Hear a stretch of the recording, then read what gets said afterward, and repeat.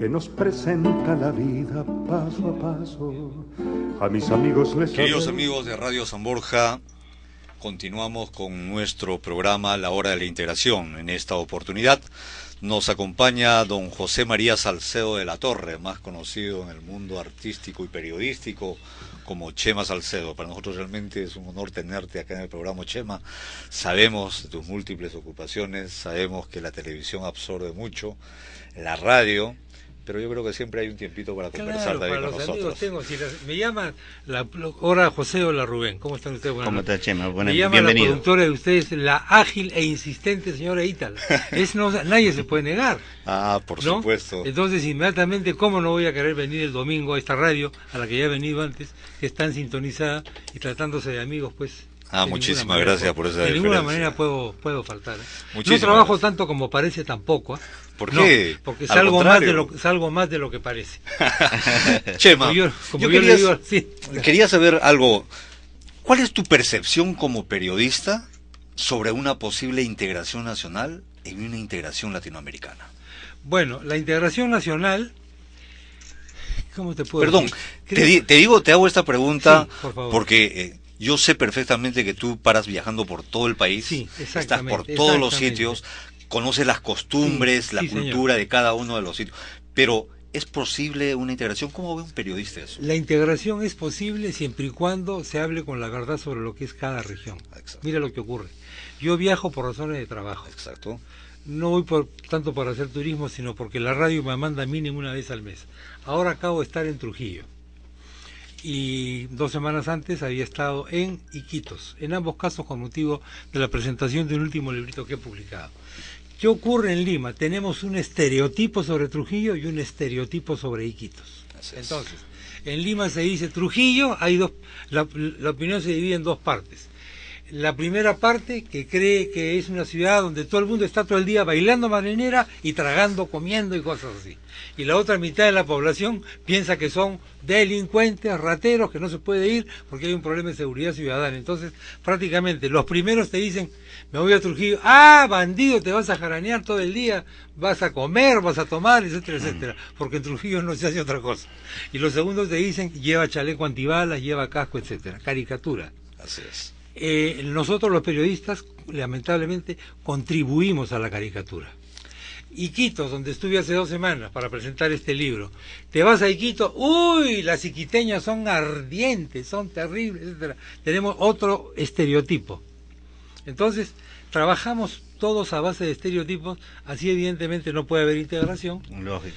Porque lógicamente las provincias se resienten con lo que los limeños y con lo que la prensa limeña piensa de ellas. ¿Y cuál es la percepción en los pueblos sobre una integración? ¿La población del interior del país cree en esa posibilidad? Bueno, de hecho, la población del interior del país, primero tiene mucha conciencia patria, yo noto que se siente muy peruana. Toda la gente se siente muy peruana. Porque antes se hablaba solamente que las ciudades fronterizas, pero creo que eso es general ahora. Pero yo creo que es general. Te lo dice una persona que no ha nacido en el Perú, porque yo no soy nacido en el Perú. Pero veo en mucha gente esto. En las ciudades de frontera noto que hay un sentido patriótico, pero al mismo tiempo un sentido de apertura al otro lado. Por ejemplo, Tumbes. Tumbes tiene un puente que lo comunica todos los días con Ecuador. Cuando firmamos el Tratado de Paz con Ecuador, algunos sectores del país se resintieron, pero los tumbesinos aplaudieron. ¿Por qué? Porque para ellos el hecho de tener un comercio y una transmisión fluida con Ecuador no significa que no sean peruanos. Tacna lo mismo, fíjate, esto se conoce poco en Lima y Perú no hace mucho por que se conozca. En Tacna hay 400.000-500.000 turistas que van al año. O sea, es el segundo destino turístico de este país, es Tacna. No es el señor de Zipán, ni el circuito norte, ni nada, es Tacna. ¿Por qué? Porque tienes la frontera con Chile. Entonces, los chilenos de Iquique para arriba se van toditos a Tacna, manejando sus carros para cumplir con varias cosas. Primero hacen turismo de salud, medicina, o sea, se van a los dentistas, a los oculistas, etcétera. Después se van a las ópticas, salen todos con anteojos, y después se van a almorzar, comer, desayunar, etc. He visto a los chilenos con emoción, sentados frente a un enorme plato de comida tacneña, primero tomándole fotos al plato para contárselo a sus tíos que no le van a creer que habían comido. Entonces, hay eso. Los tandineños, por supuesto que viven del comercio con Chile, pero más peruanos no pueden ser. Y así sucesivamente, ¿no? Entonces, no hacemos mucho por la integración cuando nosotros caricaturizamos lamentablemente a nuestras provincias. En los últimos años, sobre todo, hemos visto un resurgimiento de las regiones. No por razones políticas, no por la regionalización que se ha pretendido hacer acá, precisamente, sino porque han crecido económicamente. Precisamente sobre eso, Chema, quería preguntarte. A ti te hacen una pregunta. Dice, ¿por qué los peruanos no podemos ser una república unitaria? Claro, ¿por qué?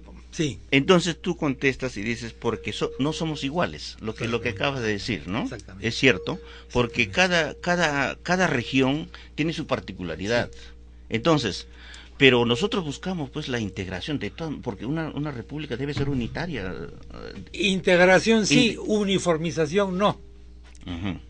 Una cosa, para que haya la palabra integración implica igualdad entre las partes, que de común acuerdo deciden unirse para lograr un objetivo común. Respetándose. Y respetando la diversidad, la autonomía, los idiomas, la lengua. Ahora que hablamos de gastronomía, la gastronomía, todo este boom gastronómico que hay acá ahora, del que se enorgullece un grupo de limeños, no sería posible si en este país no se hubiese desarrollado previamente las grandes cocinas regionales, a las que seguimos ignorando.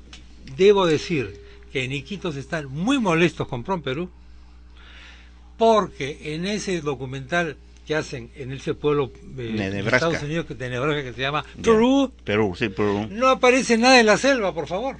Oiga, es cierto. ¿Qué es esto? Pero tú que estás muy metido con los Asháninkas, que has hecho precisamente una película y tienes un documental cuando dices Amazónico soy, correcto. Entonces estás muy mimetizado con lo de la selva, ¿no? Y también indicas de que nosotros o los costeños están más cercanos al andino, más no así al selvático. Sí, me parece que pero ese trasvase, ese trasfondo, ¿cómo podemos superar para poder atraer a la selva, que has estado en la selva? Yo, crear conciencia amazónica. El Perú tiene 2/3 de su territorio color verde. El color dominante del Perú es el color verde, ¿no? ¿Por qué? Porque es un país amazónico, eminentemente amazónico. La ventaja que tiene el Perú con respecto a otros países amazónicos, como Brasil, es que hemos protegido bastante bien, a pesar de la depredación, nuestro bosque amazónico. En Brasil lo han depredado, porque en Brasil a alguien se le metió la idea en la cabeza de que tenía que ser un país ganadero, y la ganadería es el horror de los pueblos, porque el ganado te elimina el bosque. Muy bien. Entonces, no enseñamos que somos amazónicos, hacemos la caricatura sobre la Amazonía en nuestros reportajes, los periodistas cuando vamos a las regiones amazónicas, y qué cosa interesante has traído, entonces bailes folclóricos y cosas así, nado en el río, en fin, la cosa más pintoresquista. Yo me hacía una pregunta en relación al documental de Asháninkas. Sí. Normalmente los documentales sirven para mostrar algo, una identidad, algo. Y normalmente estamos acostumbrados a ver documentales cortos. Sí. Y este documental tuyo ha durado 4 horas. Sí. ¿Correcto? Cuando tú hiciste el documental... Pido 1000 perdones. De 4 horas... Sí. Con las Asháninkas. Ya no pensabas en la parte comercial.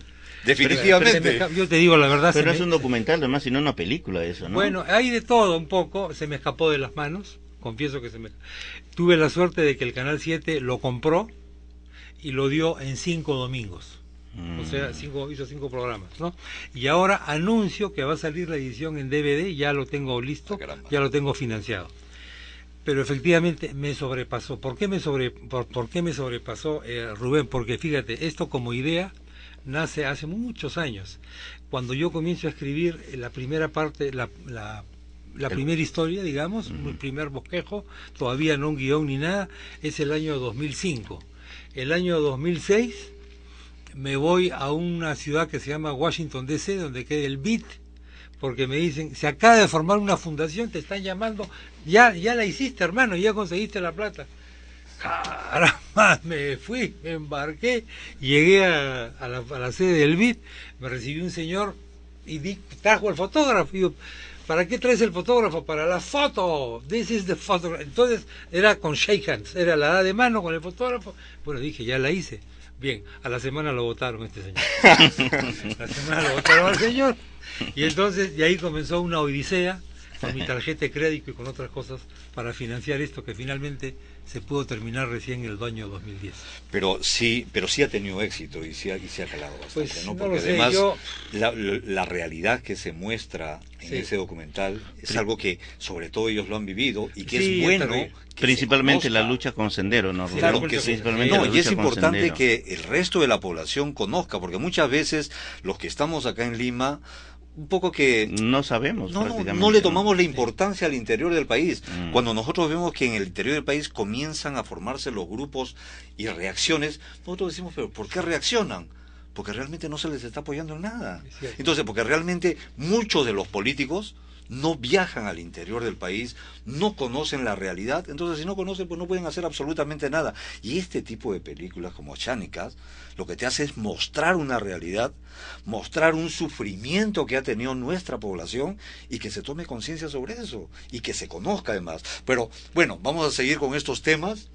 Nuevamente, Chema, muchas gracias por estar con nosotros. A ustedes, la gracias. En un segundo bloque vamos a hablar de tu último texto, correcto. Ruidos, bueno. y conocer por qué es que la sacas sin Iquitos.